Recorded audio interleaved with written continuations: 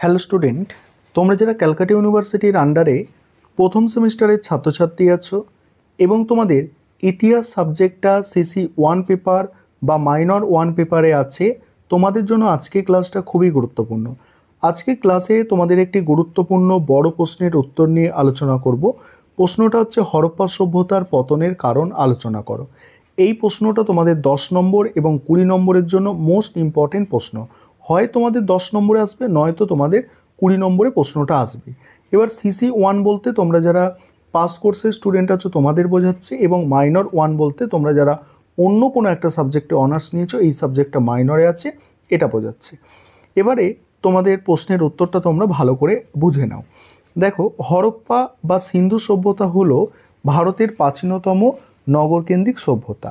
আনুমানিক 5000 বছর আগে বিকশিত হওয়া এই সভ্যতায় আনুমানিক 1500 খ্রিস্টপূর্বাব্দ নাগাদ পতন ঘটে। হরপ্পা সভ্যতার পতনের পেছনে সঠিক কারণ কী ছিল তা নিয়ে ঐতিহাসিকদের মধ্যে মতপার্থক্য লক্ষ্য করা যায়। তবে খনন কার্যের ফলে প্রাপ্ত বিভিন্ন ঐতিহাসিক তথ্য বিশ্লেষণ করে অনুমান করা হয় যে কোনো একটি কারণে এই সভ্যতার পতন হয়নি। এই সভ্যতার পতনের পেছনে একাধিক কারণের সমাবেশ। সেগুলি হলো, প্রথম পয়েন্ট হচ্ছে নাগরিক জীবনের অবক্ষয়। এখানে কি বলা হচ্ছে দেখো, নাগরিক জীবনের অবক্ষয় হরপ্পা সভ্যতা পতনের অন্যতম কারণ। আর এই অবক্ষয় সবচেয়ে বড় কারণ হলো হরপ্পা সংস্কৃতির বৈশিষ্ট্য। হরপ্পা সভ্যতার নিচের স্তরগুলিতে যে উন্নত নাগরিক সভ্যতার ছাপ পাওয়া যায়, ওপরের স্তরগুলিতে তার পরিবর্তে অবক্ষয়ের চিত্র ধরা পড়ে। ওপরের স্তরগুলিতে দেখা যায় বৃহৎ অট্টালিকা সমূহের স্থানে দখল করে পুরনো ইটের তৈরি ছোট ছোট বাড়ি। জল সরবরাহের ব্যবস্থা সংস্কারের অভাবে ভেঙে পড়ে। রাস্তা দখল করে ইটের পাঁজা ও বাড়িঘর তৈরি হয়েছে, এবং ব্যবসা বাণিজ্য ও কৃষিকাজের অবক্ষয় ঘটেছে। দীর্ঘদিন ধরে এই অবক্ষয় ঘটার কারণে হরপ্পা সভ্যতার পতন ঘটে। দ্বিতীয় হচ্ছে ভূমিকম্প। দ্বিতীয় কারণ পতনের, সেটা হচ্ছে ভূমিকম্প। এখানে কি বলা হচ্ছে দেখো, অনেক ঐতিহাসিকের মতে প্রাকৃতিক বিপর্যয়ের কারণে বিশেষত ভূমিকম্পের কারণে হরপ্পা সভ্যতার পতন ঘটে। মহেঞ্জোদড়ো এলাকায় জলবিজ্ঞান বিষয়ে গবেষণার পর অনেকে বলেছেন যে অতীতে এই নগরের কাছে ভূমিকম্পের উৎসস্থল ছিল, ফলে ভূমিকম্পের কারণে এই নগরী ধ্বংস হয়েছিল বলে মনে করা হয়। 3 নম্বর পয়েন্ট হচ্ছে জলবায়ুর পরিবর্তন। অনেক ঐতিহাসিক হরপ্পা সভ্যতার পতনের জন্য জলবায়ুর পরিবর্তনকে দায়ী করেছে।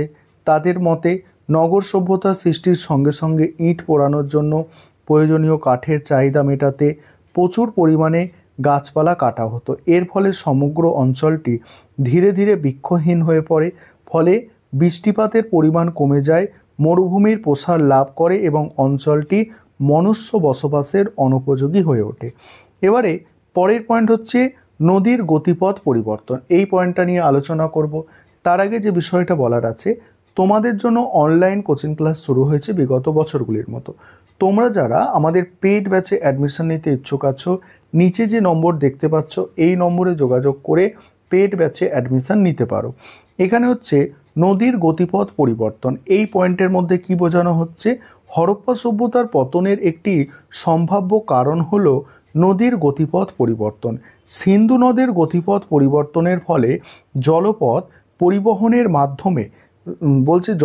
পরিবহনের মাধ্যম হিসাবে মহেঞ্জোদড়ো তার গুরুত্ব হারায়। কৃষিতে জলের অভাব দেখা দেয়, মানুষের দারিদ্রতা বৃদ্ধি পায়।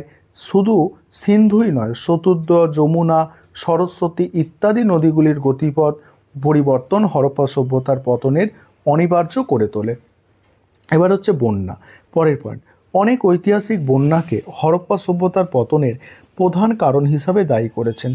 তাদের মতে পলি জমে সিন্ধু সহ অন্যান্য নদীগর্ভ ভরাট হয়ে গেলে প্রতি বছর বর্ষায় শহরগুলিতে বন্যার সৃষ্টি হয়, কৃষিকাজ ও জনজীবন ক্ষতিগ্রস্ত হয়।